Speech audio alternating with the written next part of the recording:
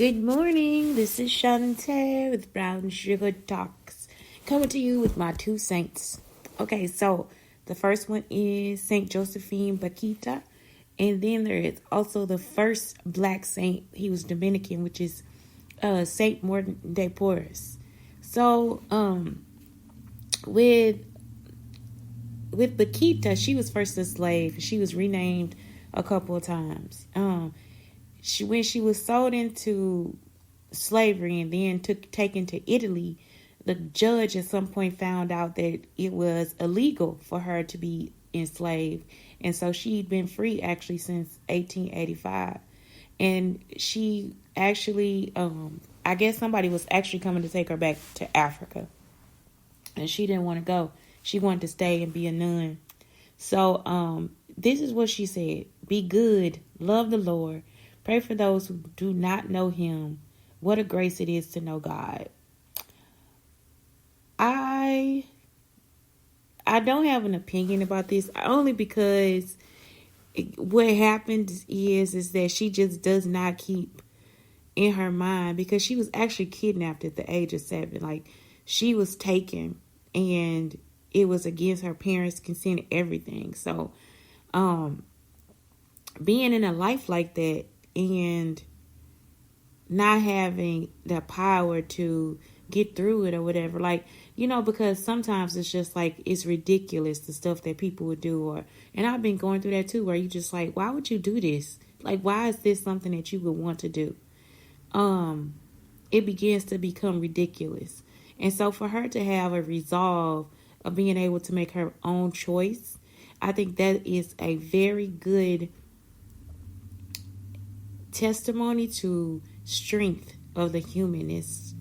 As a woman, I do find some of this stuff like to be sort of appalling, because it's so crazy how people will feel like you don't even other women, they will feel like you can't make your own decisions, or you can't help yourself.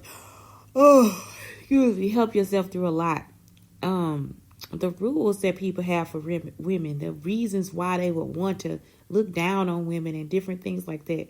Like, for me to notice now, I'm just like, what is wrong? Like, I just never knew that that's what was wrong with people. Like, even though I knew, I didn't know. I thought maybe it's just in this small part of my world. But then when you get out into the bigger world, you start to notice that there's more people that actually have this messed up sense of rules and things that they would want people to actually suffer for because it was their idea. And they always use the Bible as the excuse, So what I like about Bakhita, Josephine Bakhita, is just like I said, it's just, I feel like it's a woman who took the time to stand up for herself and make her own choice. And she did decide to stay in Italy, where she was free. She did not want to go back to Africa. And I wouldn't want to go back either, because I wouldn't know. I wouldn't know. I wouldn't know the rules. I wouldn't know. It would be so much more that she would probably have to go through or endure as a woman, where she was already found to be of a certain status, and where she was already there to make her own rules. So she was canonized in, I think, 1992 as a saint, which is awesome. Saint Martin de Porres, he's a Dominican. At the age of 11, he took a job as a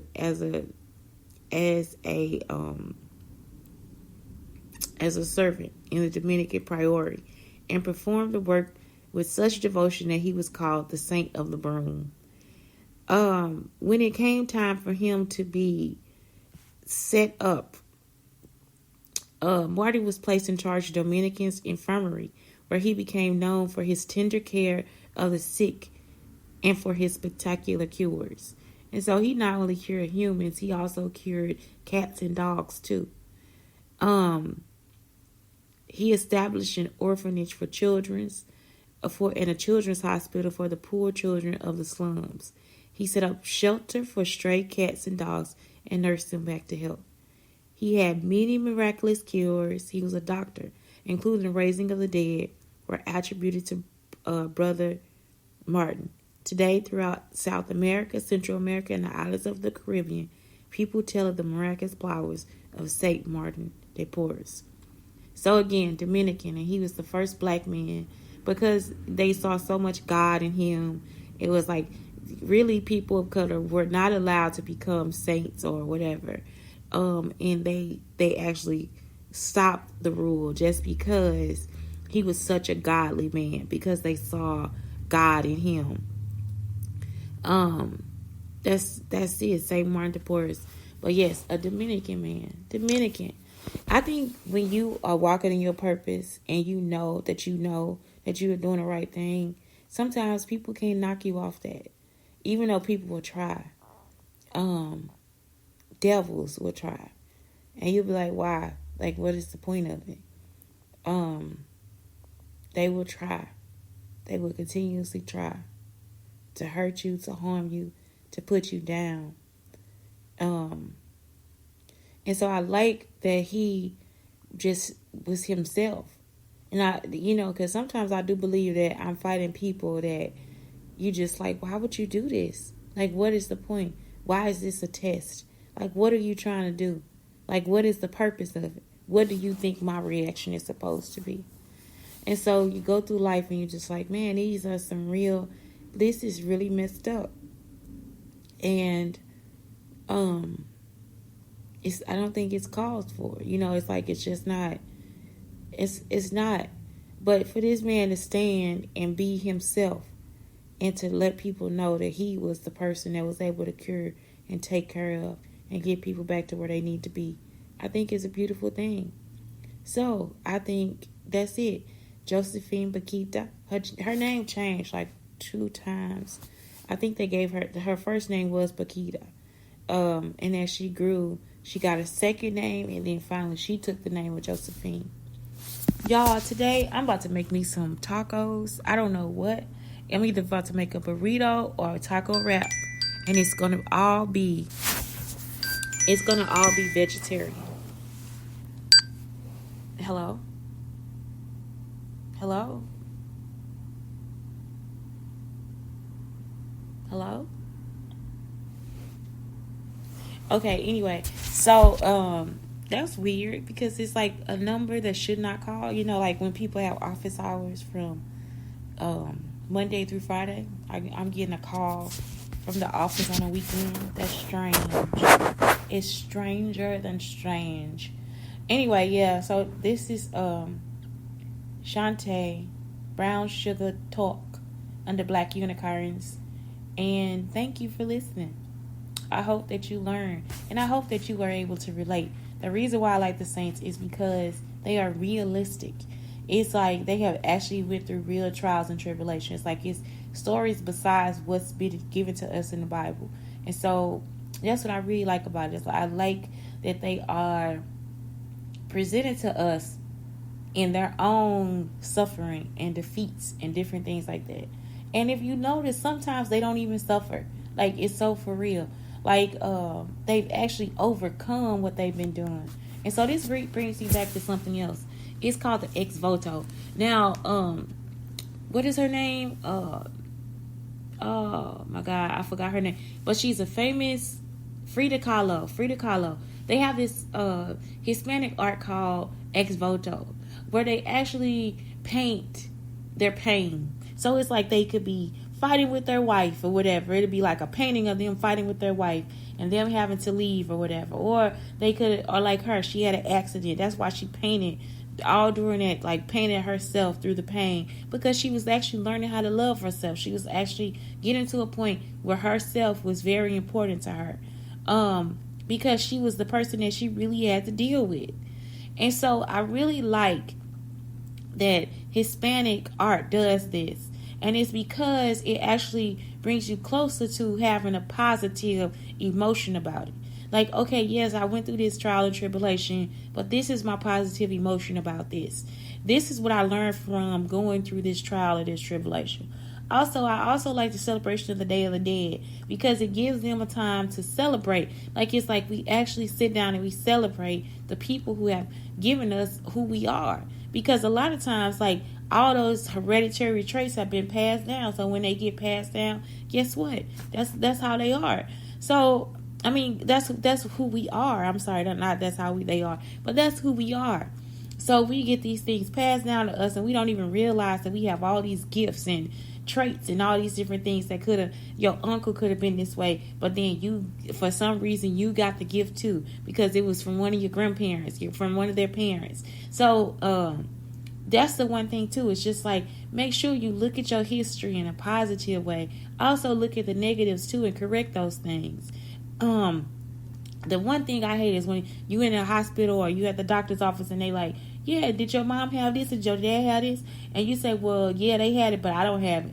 Guess what? You doing something better for yourself, because now you know their history. Why would you then fall prey to what they're doing or try to fall into the same habits of them? You want to make sure that you have a healthier life, a better life. Make sure that you creating it, and make sure you try to involve them. If they don't want to be involved, let it go. Let them be them. But like I'm saying, it's just like, that's why I love this, is because they actually do go through their lives, and it's not a whole life of pain and suffering, such as what people want to drag black people through, and then never give us a chance to see the light.